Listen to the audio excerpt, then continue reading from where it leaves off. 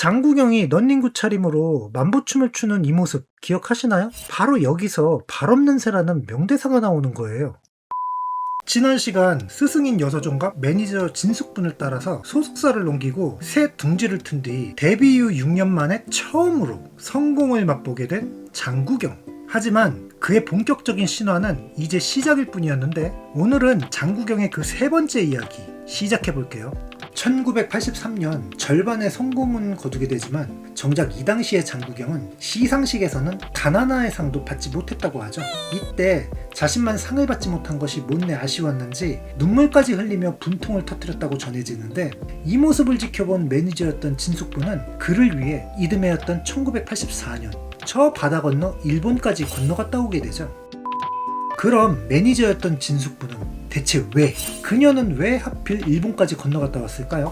그건 바로 일본 가수 키카와코지의 원곡을 장구경을 위해 아예 판권까지 사가지고 오기 위함이었어요. 그 판권까지 사가지고 온 그 곡이 바로 장구경을 일약 스타덤에 올려놓게 되는 모니카였죠. 장구경 팬의 절반은 바로 이 모니카 때문이라는 말도 있을 정도인데, 이 곡은 일본 가수 키카와코지의 데뷔곡 모니카를 장구경의 이미지에 맞게 광동어로 번안한 곡이에요. 헌데 당시 관계자들은 이 모니카라는 곡을 장구경이 소화하기 어려울 거라고 내다봤다고 하죠. 그 이유인즉, 우선 원곡자인 키카와가 운동선수 출신의 다부진 몸을 바탕으로 운동신경에 기반한 안무를 선보인 반면, 당시 장구경은 굉장히 마르고 왜소한 체격이었어요.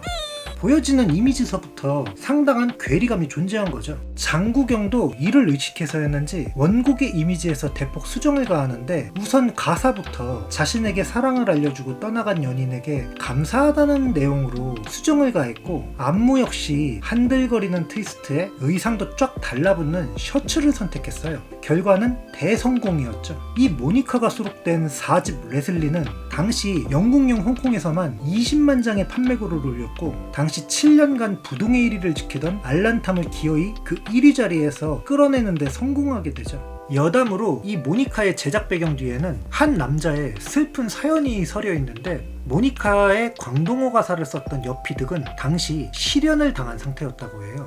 그러는 와중에 이 모니카의 가사를 경쾌하고 아주 밝은 느낌으로 써달라는 요청을 받았던 거죠. 그때 그는 이 슬픈 기억을 떠올리며 자신의 독창적인 방식으로 가사를 썼다고 하는데, 시련의 아픔이 오히려 홍콩 음악 역사에 한 획을 그었다?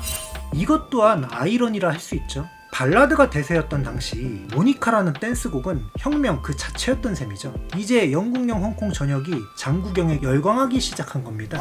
이제 그는 단순한 아이돌이 아니었던 거죠. 가수로서 큰 성공을 거둔 뒤에는 배우로서도 두각을 나타내기 시작합니다.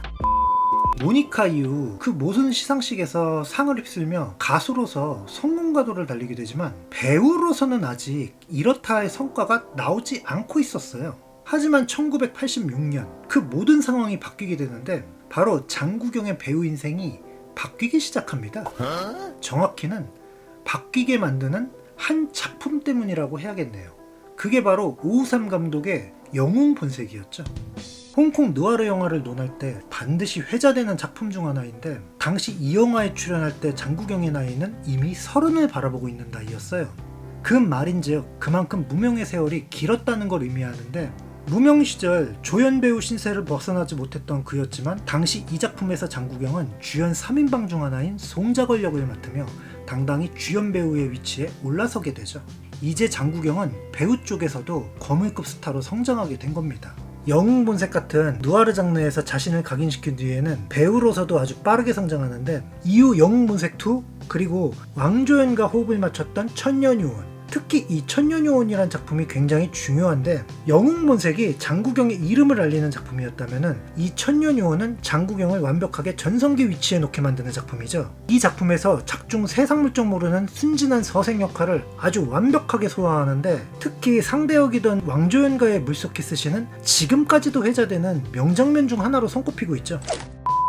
그의 성공 배경에는 당연하겠지만 그의 피나는 노력이 있었는데, 당시 각종 행사와 밤무대 뛰는 것이 하루 일과였던 그는 비행기 안에서 시간을 보내는 경우가 많았다고 해요. 문제는 그에게는 고소공포증이 있었는데, 그런 그가 비행기에서 시간을 보내야 했다?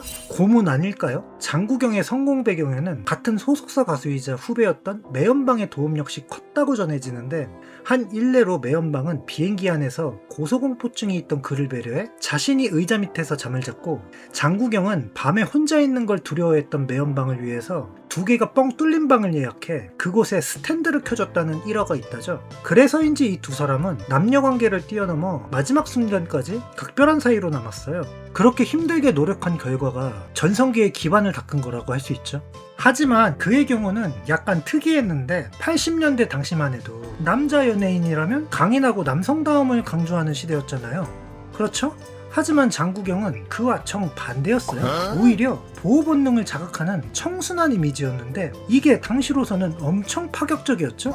뭐 그 이전에 없던 것이기도 했고, 여성 연예인들의 전유물이었던 청순한 이미지가 오히려 그를 더욱 돋보이게 만들었던 셈인데, 하지만 단순히 그런 이미지가 그의 전부를 대변하는 건 아니었죠. 그는 카멜레온 같은 배우였어요. 어느 순간에는 뻔뻔하고 염치 없는 카사노바로 돌변해 있었는데, 여담이지만 장구경은 뛰어난 가수이자 배우이기도 했지만 또 한편으로는 지독한 완벽주의자이기도 했어요. 최절정의 인기를 구가했던 최전성기 시절, 작품 하나를 고를 때도 굉장히 신중하게 선택을 했다고 하는데, 그중 가장 대표적인 작품이 아비정전.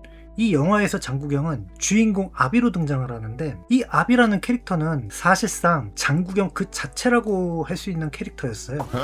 실제로 장구경이 어린 시절 무관심과 외로움으로 인해 정서적 결핍을 겪었다면, 아비정전에서 주인공 아비는 어린 시절 부모에게 버림을 받은 인물인데, 그는 부모에게 버림받은 후 그 무엇도 만족하지 못하고 그 어디에도 안주하지 못해요. 뻔뻔한 바람둥이이면서도 또 한편으로는 바람둥이였지만 그 누구보다도 외롭고 고독한 캐릭터인데, 장구경이 넌닝구 차림으로 만보춤을 추는 이 모습 기억하시나요? 이건 아비정전의 한 장면인데, 바로 여기서 발없는 새라는 명대사가 나오는 거예요. 하지만 이건 단순한 명대사가 아니죠. 실제 장구경과도 소름 끼칠 정도로 정말 닮은 점이 많았는데, 사실상의 이 아비정전이라는 작품은 장구경 그 자체라고 할 수 있는 작품인 거죠.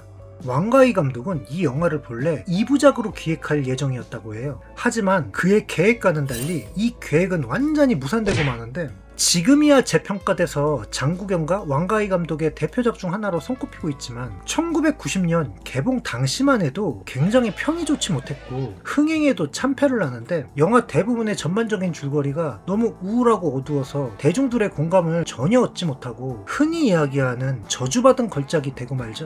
물론 이건 어디까지나 그 당시의 상황이지만, 1980년대는 홍콩 대중문화의 황금기였다고 할 수 있죠. 이 시기 장구경은 가수와 그리고 배우로서 성공가도를 달리며 최고의 순간을 보내고 있었죠. 그는 배우로서 전성기를 누리고 있을 당시에도 배우뿐 아니라 가수에서도 각종 상을 휩쓸며 홍콩 최정상의 가수로 우뚝 서 있었는데, 이렇듯 가수와 배우 두 분야에서 최고의 자리에 올랐었던 그가 1990년 돌연 은퇴를 선언합니다. 그리고는 캐나다로 이주해버리죠. 대체 그에겐 무슨 일이?